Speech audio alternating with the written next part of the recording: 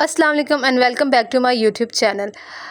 यार मैंने फिर से रॉन्ग फाउंडेशन शेड का फाउंडेशन बाय कर लिया और ये मेरे फेस को बिल्कुल ग्रे कर देता है। ये प्रॉब्लम आप सब भी फेस करते हो ना, और इस तरह से आपका जो पैसा है वो हो जाता है बर्बाद और जो आपकी फाउंडेशन है वो किसी काम के नहीं रहते। तो इसी टॉपिक को आज सॉल्व करते हैं और देखते हैं कि स्किन टोन और अंडर टोन में आखिर क्या डिफरेंस है। बेसिकली स्किन टोन या स्किन कलर हमारी ऊपर वाली लेयर होती है जिसको हम देख के इजीली अंदाज़ा लगा सकते हैं कि किसी का कलर वाइट है, ब्लैक है या डस्की है। इस तरह की जो स्किन कलर्स होते हैं ये हम इजीली पहचान सकते हैं, जो कि वेदर के साथ चेंज होता रहता है। लाइक अगर समर्स हैं तो आपकी स्किन बहुत ज़्यादा टैन हो जाती है, डबल टोन हो जाती है। इसी तरह अगर विंटर्स है तो उसमें थोड़ी सी आपकी स्किन लाइट और थोड़ी सी फेयर की तरफ चली जाती है।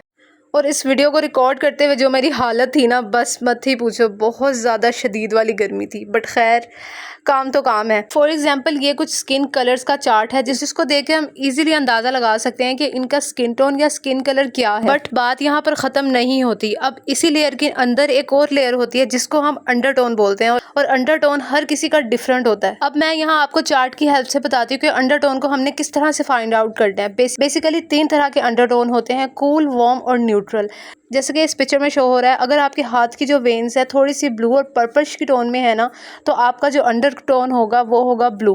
और इसी तरह आपके रिस्ट पे अगर ब्लू और ग्रीन दोनों का मिक्सचर है ना वेन्स का, तो आपका अंडर टोन न्यूट्रल होगा। और इसी तरह आपकी वेन्स का कलर ग्रीन और थोड़ा सा ऑलिव साइड में है ना, तो आपका जो अंडर टोन है वो वार्म अंडर टोन कहलाएगा। तो ये था अपने अंडर टोन को फाइंड आउट करने का एक तरीका, जो कि आप अपनी वेन्स को चेक करके ईजिली अंदाज़ा लगा सकते हो कि आपका जो अंडर टोन है वो किस कलर का है। तो यहाँ मैं अपना भी अंडर टोन आपको चेक करा देती हूँ। यहाँ जो मेरी वेन्स थी वो थी ग्रीन की तरफ, तो मेरा under tone warm under tone है। और जब तक आपको अपने अंडर टोन के बारे में नहीं पता होगा ना, आप कभी भी लाइफ में कभी भी अपने शेड का, अपने एग्जैक्ट शेड का जो फाउंडेशन होता है वो कभी भी बाय नहीं कर सकोगे। ये फाउंडेशन चार्ट है अकॉर्डिंग टू अंडर टोन्स। इस चार्ट में अंडर टोन के अकॉर्डिंग सब फाउंडेशन को अलग अलग डिवाइड कर दिया गया है। फॉर एग्जाम्पल अगर वार्म अंडर टोन है तो वार्म अंडर टोन के लाइट टू डार्क सारे शेड इस चार्ट में शो हो रहे हैं।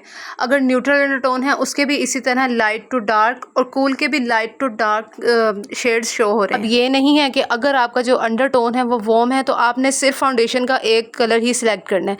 नहीं, इसमें इस चार्ट में जिस तरह से आपको नज़र आ रहा है ना, वार्म अंडर टोन की भी कैटेगरीज है, लाइट टू डार्क की तरफ आता है।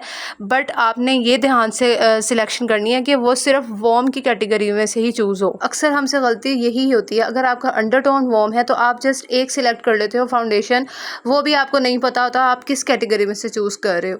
कूल के आप लाइट शेड ले लेते हो या फिर न्यूट्रल के लाइट शेड में से चले जाते हो। इस तरह जो आपका फाउंडेशन है वो ग्रे ही दिखेगा। तो हमेशा अपने अंडर टोन की अच्छे से स्टडी कर लें। और आज का टॉपिक किस तरह लगा है मुझे ज़रूर बताना है। आज हमने सीखा अंडर टोन और स्किन टोन में क्या डिफरेंस होता है, और आपको मैंने फाउंडेशन चार्ट के थ्रू भी बताया कि किस तरह से आपने फाउंडेशन की जो सिलेक्शन है वो करनी है। एंड आई होप आपको जो आज का टॉपिक है वो बहुत अच्छे से समझ आ चुका होगा, क्योंकि मैंने बहुत अच्छे से समझाने की भी कोशिश की है। अगर नहीं आया तो मेरी वीडियो को अगेन देख लेना, ऐसा कोई मसला नहीं है, ये वीडियो इधर की इधर ही है। ओके, तो मिलते हैं नेक्स्ट क्लास में नेक्स्ट इन्फॉर्मेटिव वीडियो के साथ। तब तक के लिए अल्लाह हाफिज़। और हाँ, मेरे चैनल को सब्सक्राइब करना मत भूलिए।